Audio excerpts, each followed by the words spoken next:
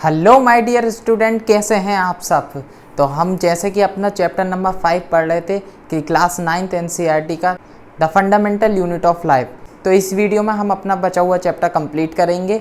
और अगर इससे पहली वाली वीडियोस आप लोगों ने मेरी नहीं देखी हैं तो मेरे चैनल पर जाकर उन वीडियोस को आप देख सकते हैं। और साथ ही साथ मैंने डिस्क्रिप्शन बॉक्स में भी उनका लिंक डाल दिया है, आप वहाँ जाकर भी उन वीडियोस को देख सकते हैं। तो इस वीडियो में हम कंप्लीट करेंगे अपने बचे हुए पूरे चैप्टर को। जैसे कि उस वीडियो में हमने पढ़ा था सेल वॉल, सेल मेम्ब्रेन पढ़ी थी, न्यूक्लियस पढ़ा था। यहाँ हम पढ़ेंगे साइटोप्लाज्म से। लेकिन साइटोप्लाज्म पढ़ने से पहले मैं कुछ छोटा सा टॉपिक कवर करना चाहता हूँ, जो था हमारा प्रोकैरियोटिक और यूकैरियोटिक सेल। प्रोकैरियोटिक सेल और यूकैरियोटिक सेल, जैसे कि मैंने पिछली वीडियो में आपको बताया था कि प्रोकैरियोटिक और यूकैरियोटिक सेल हम आगे समझेंगे।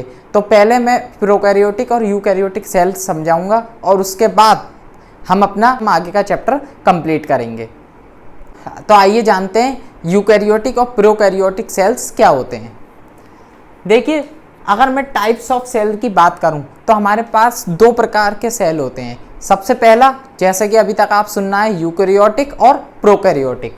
देखिए, प्रोकैरियोटिक सेल कौन से होते हैं। प्रोकैरियोटिक सेल हमारे क्या होते हैं, वेरी माइन्यूट इन साइज, बहुत छोटे साइज में होते हैं। प्रोकैरियोटिक हमारे छोटे साइज के सेल होते हैं। Nuclear membrane is absent. Prokaryotic cell में न्यूक्लियर मेम्ब्रेन हमारी एब्सेंट होती है, न्यूक्लियर मेम्ब्रेन पाई नहीं जाती है। Single chromosome present. और प्रोकैरियोटिक सेल में हमारे सिंगल क्रोमोसोम होता है, सिंगल क्रोमोसोम प्रेजेंट होता है। एग्जाम्पल की बात करें तो इसमें बैक्टीरिया आ जाता है। सेकंड हमारा यूकैरियोटिक सेल। यूकैरियोटिक सेल हमारे क्या होते हैं, देखिए इनका साइज जो है हमारा प्रोकैरियोटिक सेल के मुकाबले काफ़ी बड़ा होता है, तो large in size. Nucleus membrane यहाँ एब्सेंट होती है। प्रोकैरियोटिक सेल में हमारी न्यूक्लियस मेम्ब्रेन एब्सेंट होती है, लेकिन यूकैरियोटिक सेल में हमारी न्यूक्लियस मेम्ब्रेन प्रेजेंट होती है। न्यूक्लियस मेम्ब्रेन आपको पता होगा, मैंने न्यूक्लियस पढ़ाया था तो समझाया था कि न्यूक्लियस एक लेयर से कवर होता है, उसे हम न्यूक्लियस मेम्ब्रेन बोलते हैं। More than one chromosome are present. एक से ज़्यादा क्रोमोसोम इसमें प्रेजेंट होता है। ऊपर सिंगल क्रोमोसोम था, नीचे एक से ज़्यादा प्रेजेंट होता है। एग्जाम्पल हमारे देखिए, अमीबा है, एनिमल है, ह्यूमन है, प्लांट है, हमारा खुद हम भी यूकैरियोटिक सेल से मिलके बने होते हैं। देखिए यहाँ पे एक टर्म यूज हो रही है, क्रोमोसोम। सबसे पहले देखिए, प्रोकैरियोटिक सेल में क्रोमोसोम सिंगल होता है, यहाँ मल्टी होता है। लेकिन सबसे पहले हम समझ लेते हैं क्रोमोसोम होता क्या है। ये क्रोमोसोम क्या होता है, it is made up of chromatic material. देखिए क्रोमोसोम हमारा क्या होता है, क्रोमोसोम क्रोमेटिक मटेरियल का बना होता है। क्रोमेटिक मटेरियल क्या होता है, हमारा जो इंफॉर्मेशन को कैरी करता है। देखिए क्रोमेटिक मटेरियल हमारा होता है, एक होता है chromatic material. Chromatic material consist of DNA and protein. Chromatic material हमारा डीएनए और प्रोटीन से मिलके बना होता है। डीएनए आपने कई जगह सुना भी होगा, डीएनए टेस्ट। तो डीएनए क्या होता है, इसकी फुल फॉर्म होती है deoxy ribo nucleus acid. Deoxy ribo nucleus acid कई बार एग्जाम में 1 नंबर क्वेश्चन में पूछ ली जाती है, डीएनए की फुल फॉर्म क्या है। तो डीएनए की फुल फॉर्म क्या है, डीऑक्सी राइबो न्यूक्लियस एसिड। तो क्रोमेटिक मटेरियल किसका बना होता है, क्रोमेटिक मटेरियल बना होता है डीएनए का और प्रोटीन का। जो क्रोमोसोम होता है, क्रोमोसोम हमारा किसका बना होता है, क्रोमोसोम बना होता है क्रोमेटिक मटेरियल का। क्रोमेटिक मटेरियल बना होता है डीएनए प्लस प्रोटीन, और हमारा क्रोमोसोम किसका बना होता है, क्रोमेटिक मटेरियल का। बेसिकली क्रोमोसोम क्या काम करता है, ये हमारी it contain information for inheritance of features from parent to next generation. आपने कई बार डीएनए का नाम सुना होगा कि डीएनए टेस्ट कराना है। डीएनए क्या होता है, डीएनए इंफॉर्मेशन कैरी करता है हमारी। क्रोमोसोम जो होता है हमारा, क्रोमोसोम हमारी इंफॉर्मेशन को कैरी करके नेक्स्ट जनरेशन में पास करता है। क्योंकि आपने देखा होगा कुछ आदतें पेरेंट्स की बच्चों में पास होती हैं, नेक्स्ट जनरेशन में पास हो जाती हैं। तो वो ऐसा क्यों होता है, क्योंकि पेरेंट्स के क्रोमोसोम नेक्स्ट जनरेशन में पास हो गए। इसी वजह से उन क्रोमोसोम की वजह से जो आदतें हैं, जो फीचर्स हैं पेरेंट्स के, वो नेक्स्ट जनरेशन में हमें देखने मिलते हैं। तो क्रोमोसोम क्या काम करता है, हमारे फीचर्स को इनहेरिट करता है। तो ये था क्रोमोसोम। तो अब यूकैरियोटिक और प्रोकैरियोटिक अच्छे से क्लियर हो गए होंगे। और नेक्स्ट हम अपना कवर करते हैं साइटोप्लाज्म से।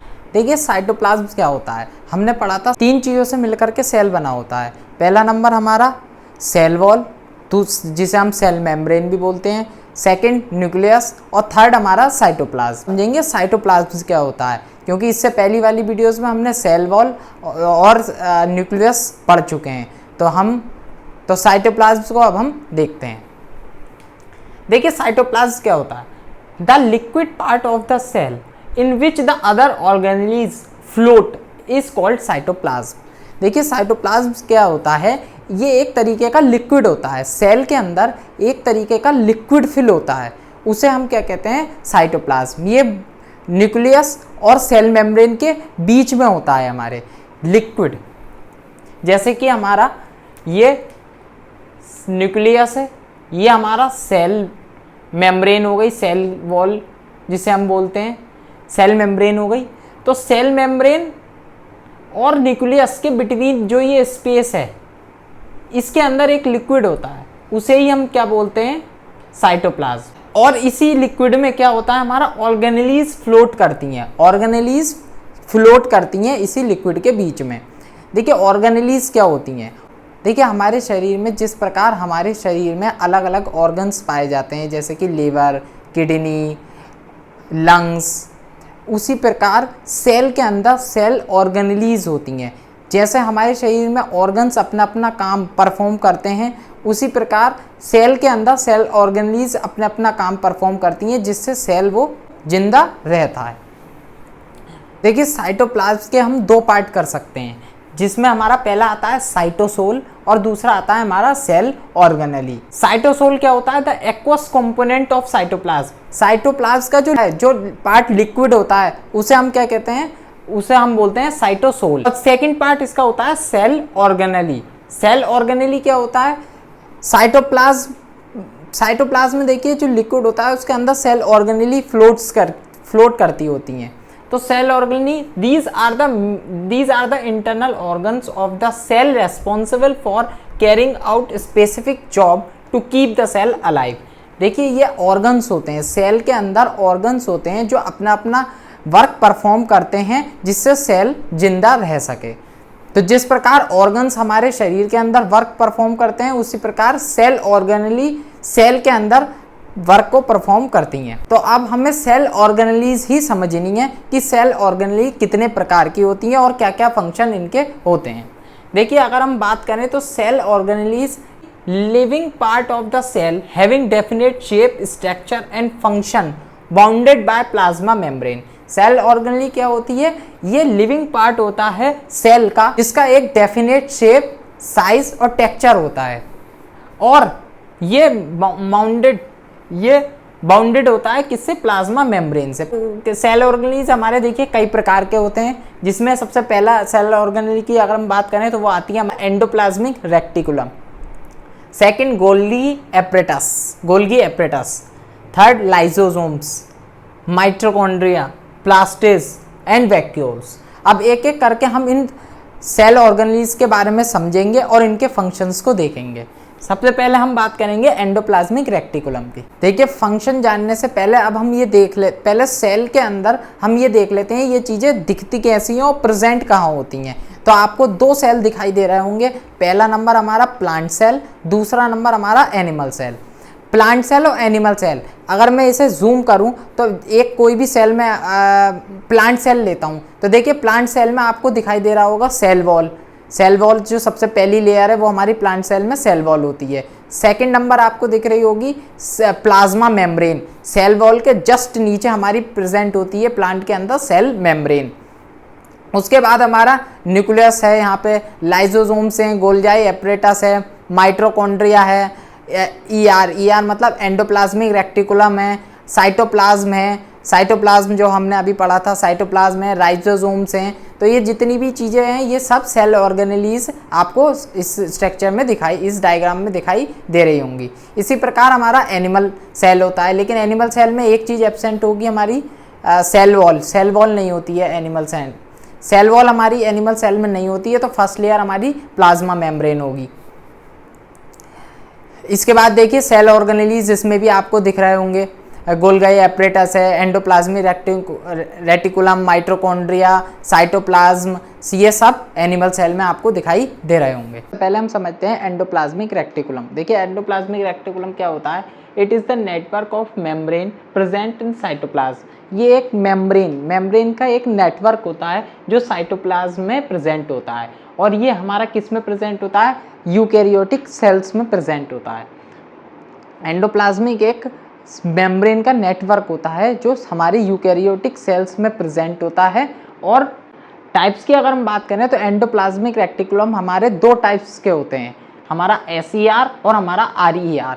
SER क्या होता है? SER स्मूथ एंडोप्लाज्मिक रेटिकुलम, और RER होता है हमारा rough endoplasmic reticulum. Smooth endoplasmic reticulum क्या होता है? It is made up of tubes. ये ट्यूब्स का, पतली पतली छोटी छोटी ट्यूब्स का बना होता है। It help in manufacture of molecules, steroids and lipids. और ये क्या करता है? SER हमारा किस में हेल्प करता है? हमारे लिपिड्स, एस्टेरॉइड्स और मॉलिक्यूल्स बनाने में हेल्प करता है। और SER और RER में सबसे बड़ा डिफरेंस क्या होता है? वो हमारा राइबोसोम्स का होता है। राइबोसोम्स हमारे एब्सेंट होते हैं, राइबोसोम्स नहीं पाए जाते हैं हमारे स्मूथ एंडोप्लाज्मिक रेटिकुलम पर। लेकिन हमारे जो RER है, रफ एंडोप्लाज्मिक रेटिकुलम, उसके ऊपर आपको सरफेस पर राइबोसोम्स मिलेंगे, राइबोसोम्स प्रेजेंट होते हैं, इसलिए इसका नाम रफ एंडोप्लाज्मिक रेटिकुलम होता है। और इसका स्मूथ एंडोप्लाज्मिक रेटिकुलम, क्योंकि इसमें राइबोसोम्स नहीं होते, इसमें प्रेजेंट होते हैं। और हमारा RER क्या हेल्प करता है? It is made up of vesicles, help in manufacturing of protein and contain ribosome on its surface. ये हमारे प्रोटीन बनने में हेल्प करता है। अगर हम फंक्शन की बात करें एंडोप्लाज्मिक रेटिकुलम की, तो देखिए कई सारे फंक्शन परफॉर्म करता है हमारा एंडोप्लाज्मिक रेटिकुलम। सबसे पहला, transport material between cytoplasm and nucleus. Nucleus और साइटोप्लाज्म के बीच में जो ट्रांसपोर्ट होता है मटेरियल का करता है, वो हमारा एंडोप्लाज्मिक रेटिकुलम करता है। Second, it help in synthesises of fat, steroids and cholesterol. ये हमारा फैट, स्टेरॉइड्स, कोलेस्ट्रॉल, ये सब चीज़ें प्रोटीन बनाने में हेल्प करता है। It help in detoxification of poisonous product. ये बहुत इंपॉर्टेंट पॉइंट है।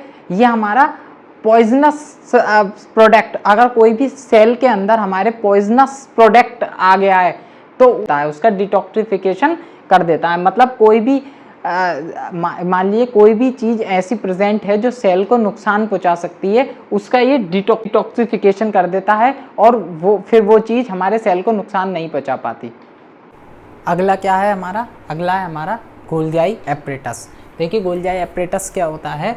It is a system of tubules and membrane bound in vesicles arrange parallel to each other in stack. Stack मतलब होता है लाइन, कॉल्ड सिस्टम। देखिए हमारा Golgi apparatus क्या होता है, जैसे कि आपको डायग्राम में साफ साफ दिख रहा होगा, यहाँ पे ट्यूबल्स अरेंजमेंट दिख रहा होगा, ट्यूबल्स का, मेम्ब्रेन बाउंड वेसल्स का, जो कि पैरेलल हैं एक दूसरे के, और स्टैक फॉर्म में, मतलब एक लगातार एक लाइन की फॉर्म में, उसे ही हम क्या कहते हैं? सिस्टम बोलते हैं। तो ये हमारा गोल्गी एपरेटस होता है। डायग्राम में आपको और अच्छे से क्लियर समझ में आ रहा होगा। फंक्शन क्या क्या होते हैं गोल्गी एपरेटस के? Lipid and protein synthesizes in endoplasmic reticulum, ER मतलब endoplasmic reticulum, packed at Golgi apparatus. मतलब जो हमारे सेल के अंदर लिपिड और प्रोटीन तैयार होता है, वो हमारा एंडोप्लाज्मिक रेटिकुलम के अंदर, वो हमारा कहाँ पैक्ड हो जाता है? पैक हो जाता है गोल्गी एपरेटस में जाकर के। Transport material inside and outside the cell. Cell के अंदर किसी मटेरियल का आना और बाहर भेजना कौन काम करता है? ट्रांसपोर्ट कौन करता है मटेरियल का? वो गोल्गी एपरेटस करता है। It help in formation of middle lamellae. Lamellae हमारी क्या होती है? हमने पढ़ा था पिछली वीडियो में, जो हमारी दो सेल वॉल होती हैं आपस में जो अटैच होती हैं, वो एक लेयर से अटैच होती है, वो क्या होती है? हमारी लैमेले। तो ये गोल्गी एपरेटस हमारी लैमेले की फॉर्मेशन में भी हेल्प करता है, मतलब लैमेले को फॉर्म करता है। थर्ड है हमारा लाइसोसोम्स। लाइसोसोम देखिए, लाइसोसोम को हम सुसाइड बैग्स के नाम से भी जानते हैं, सुसाइड बैग्स लाइसोसोम्स को भी हम बोलते हैं। These are tiny like a granules containing digestive enzyme. देखिए लाइसोसोम्स क्या होते हैं, लाइसोसोम्स हमारे these are tiny like granules, ये हमारे छोटे छोटे ग्रेन्यूल्स, दाना छोटे छोटे ग्रेन्यूल्स टाइप में होते हैं जिसके अंदर डाइजेस्टिव एंजाइम भरा हुआ होता है। They are bounded by single membrane, और ये एक मेम्ब्रेन से बाउंड होते हैं, सिंगल मेम्ब्रेन से बाउंड लेयर से चारों तरफ से घिरे होते हैं। फंक्शन क्या क्या है इसके, the main function is digestion. Lysosomes का सबसे मेन फंक्शन जो होता है वो डाइजेशन का होता है, इनका काम होता है डाइजेस्ट करना।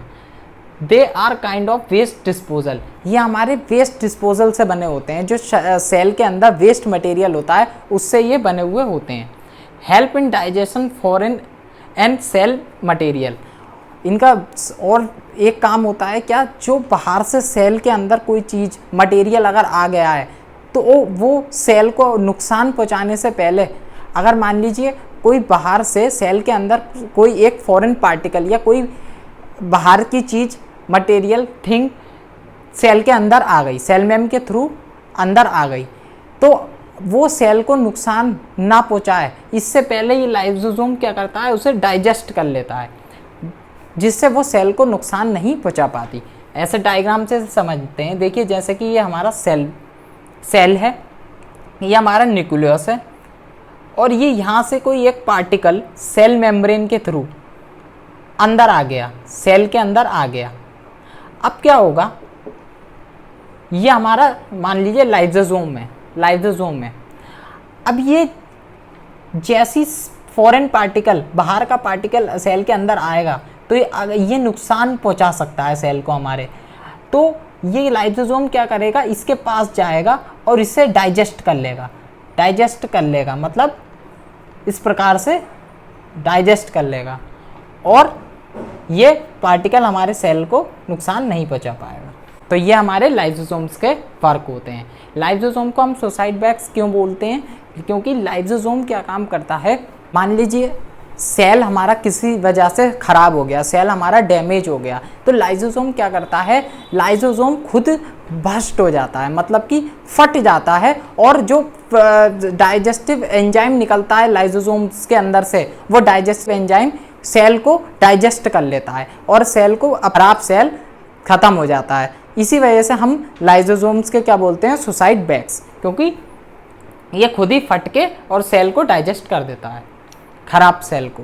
आइए समझते हैं आप माइटोकॉन्ड्रिया हमारा क्या होता है। देखिए माइटोकॉन्ड्रिया हमारा it is a rod shape structure, ये हमारा रॉड शेप स्ट्रक्चर होता है, जैसे कि आपको डायग्राम में साफ साफ दिखाई दे रहा होगा। In cytoplasm, rod shape structure in cytoplasm, जो कि हमारा साइटोप्लाज्म में प्रेजेंट होता है। डायग्राम में आपको और अच्छे से क्लियर दिखाई दे रहा होगा। It is only present in eukaryotic cell. ये बात ध्यान रखने की है कि माइटोकॉन्ड्रिया सिर्फ हमारे यूकैरियोटिक सेल में प्रेजेंट होते हैं, प्रोकैरियोटिक सेल में प्रेजेंट नहीं होते। इट कंसिस्ट डबल मेम्ब्रेन, ये हमारी दो मेम्ब्रेन इसमें होती हैं, आउटर मेम्ब्रेन और inner membrane. Also known as power house of the cell. Most important question है, यह हर ज़्यादातर 1 नंबर में तो हमेशा पूछा ही जाता है कि power house of the cell हम किसे बोलते हैं, वो हमारा माइटोकॉन्ड्रिया होता है। और स्टोरेज बैटरी भी हम किसे बोलते हैं, माइटोकॉन्ड्रिया को ही बोलते हैं। फंक्शन की अगर हम बात करें तो to produce and store the energy, the main function इसका क्या है, एनर्जी को प्रोड्यूस करना और स्टोर करना माइटोकॉन्ड्रिया का काम होता है, in the form of ATP. ये एटीपी होते हैं हमारे, एटीपी की फुल फॉर्म होती है एडिनोसिन ट्राइफॉस्फेट। ये हमारे एटीपी मॉलिक्यूल की फॉर्म में एनर्जी को स्टोर और प्रोड्यूस करता है। It have their own DNA and ribosomes. Mitochondria एक हमारे एक ऐसा सेल ऑर्गेनेली है जिसका खुद का डीएनए और राइबोसोम्स होते हैं। फिफ्थ हमारा आता है प्लास्टिड्स। देखिए प्लास्टिड्स हमारा सिर्फ प्लांट सेल में प्रेजेंट होता है, प्लास्टिड्स हमारा एनिमल सेल में प्रेजेंट नहीं होता, प्लांट सेल्स में प्रेजेंट होता है ये सिर्फ। It have their own DNA, इसका खुद का डीएनए होता है। टाइप्स की अगर हम बात करें तो प्लास्टिड्स 3 टाइप्स के होते हैं, ल्यूकोप्लास्ट, क्रोमोप्लास्ट और क्लोरोप्लास्ट। ल्यूकोप्लास्ट हमारा वाइट कलर का होता है और ये हमारे प्लांट के अंडरग्राउंड पार्ट में पाया जाता है, अंदर पाया जाता है। क्रोमोप्लास्ट हमारा रेड या ब्राउन कलर का होता है। क्लोरोप्लास्ट हमारा ग्रीन कलर का होता है और ये हमारा एरियल पार्ट में पाया जाता है, मतलब ऊपरी सतह में प्लांट के पाया जाता है। और क्रोमोप्लास्ट भी हमारा ऊपरी सतह में पाया जाता है। तो ये हमारे ल्यूकोप्लास्ट, क्रोमोप्लास्ट और क्रोमोप्लास्ट किसके, प्लास्टिड्स के पार्ट्स हैं। अब फंक्शन की अगर हम बात करें प्लास्टिड्स की, तो ल्यूकोप्लास्ट हमारा क्या करता है, it is storage of material such as starch, oil, protein, granules. मतलब ल्यूकोप्लास्ट हमारा क्या काम करता है, स्टोरेज का काम करता है। अगर प्लांट को ऑयल स्टोर करना है, स्टार्च स्टोर करना है, प्रोटीन ग्रेन्यूल्स स्टोर करने हैं, मतलब ये कोई भी चीज़ अगर प्लांट को स्टोर करनी है तो वो ल्यूकोप्लास्ट में स्टोर होती है। क्रोमोप्लास्ट और क्लोरोप्लास्ट हमारा फोटोसिंथेसिस परफॉर्म करने में हेल्प करते हैं। फोटोसिंथेसिस क्या होता है वो आप शायद अच्छे से जानते होंगे, the process by which green plant make their own food in the presence of water, sunlight. जिस प्रोसेस से हमारे प्लांट्स, ग्रीन प्लांट्स अपना खाना बनाते हैं, किसकी मदद से, सनलाइट की मदद से, वाटर की मदद से, कार्बन डाइऑक्साइड की मदद से, क्लोरोफिल की मदद से, तो उसे ही हम क्या बोलते हैं, फोटोसिंथेसिस। ये हमारा प्रोसेस होता है जिससे ग्रीन प्लांट हमारा खाना बनाते हैं अपने लिए। तो ये था हमारा माइटोकॉन्ड्रिया और प्लास्टिड्स। देखिए 6 नंबर हम बात करते हैं हमारे वैक्यूल्स क्या होते हैं। These are membrane bounded region in the cytoplasm. ये हमारे मेम्ब्रेन बाउंडेड रीजन होते हैं जो कि साइटोप्लाज्म में प्रेजेंट होते हैं, जिसके अंदर हमारा वाटर, अमीनो एसिड, शुगर और various organic acid and protein ये सब स्टोर होता है। These are small in size in animal cell. ये वैक्यूल्स होते हैं हमारे एनिमल सेल के अंदर छोटे होते हैं, जबकि ये लार्ज होते हैं प्लांट सेल में ज़्यादा बड़े होते हैं। डायग्राम में आपको दिख रहा होगा। स्टोरेज फंक्शन क्या होते हैं इनके, फंक्शन होता है सबसे main function storage of material. Storage जो कि जैसे कि आपने ऊपर भी देखा, water, amino acid, sugar, organic acids and some protein, ये स्टोरेज का काम करते हैं। वैक्यूल्स के अंदर हमारा चीज़ें स्टोर होती हैं। Important role in expelling excess water. और एक मोर बहुत मेन फंक्शन इनका क्या होता है, मान लीजिए अगर सेल के अंदर वाटर ज़्यादा हो गया है, एक्सेस में हो गया है, तो ये वाटर को स्टोर कर लेती हैं, सोख लेती हैं और वाटर को स्टोर कर लेती हैं। तो ये हमारा वैक्यूल्स था। तो हमने एक एक करके सारे अपने सेल ऑर्गेनेलीज को पढ़ लिया और समझ लिया और उनके सबके फंक्शंस भी देख लिए। अब इन सब डिस्कशन के दौरान हमें एक वर्ड बार बार सुनाने मिल रहा था, क्या था हमारा, राइबोसोम्स। अब हम समझते हैं राइबोसोम्स क्या होता है। It is a minute particles, ये छोटे छोटे पार्टिकल्स होते हैं कंसिस्टिंग ऑफ आरएनए। ये आरएनए कंसिस्ट करते हैं। ये आरएनए क्या होता है, राइबोन्यूक्लियस एसिड हमारा आरएनए होता है। Ribosomes are the main site of protein synthesis and also the protein transport to ER. देखिए राइबोसोम, प्रोटीन जितना भी हमारा बनता है वो हमारा राइबोसोम्स में बनता है। राइबोसोम्स में प्रोटीन हमारा जब तैयार हो जाता है तो वो हमारा, क्योंकि राइबोसोम्स हमारा हमने पढ़ा था रफ एंडोप्लाज्मिक रेक्टिकुलम और एंडोप्लाज्मिक रेक्टिकुलम, तो उसमें हमने देखा था राइबोसोम्स हमारे एंडोप्लाज्मिक से अटैच होते हैं। तो जैसे ही हमारा राइबोसोम में प्रोटीन हमारा तैयार होता है वो हमारे एंडोप्लाज्मिक रेक्टिकुलम को पास कर देता है, और एंडोप्लाज्मिक रेक्टिकुलम क्या काम करता है, उसे हमारे गोल्जाई एपरेटस को पास कर देता है, और गोल्जाई एपरेटस में वो पैक हो जाता है। तो protein transport to endoplasmic reticulum ribosome ही करता है। अब हमारा ये चैप्टर कंप्लीट हो गया। तो एक बार आप इसे अच्छे से एनसीईआरटी से ज़रूर रिवाइज कर लीजिएगा और अच्छे से पढ़ लीजिएगा, जिससे चीज़ें जो हैं आपको और ज़्यादा क्लियर हो जाएं। और साथ ही साथ जिसने भी अभी चैनल को मेरे सब्सक्राइब नहीं किया है, सबसे पहले सब्सक्राइब करें, लाइक करें और बेल आइकन को प्रेस करें, जिससे मेरा आने वाले वीडियोस का नोटिफिकेशन आपको मिलता रहे। जब तक के लिए tata, bye bye, take care, thank you.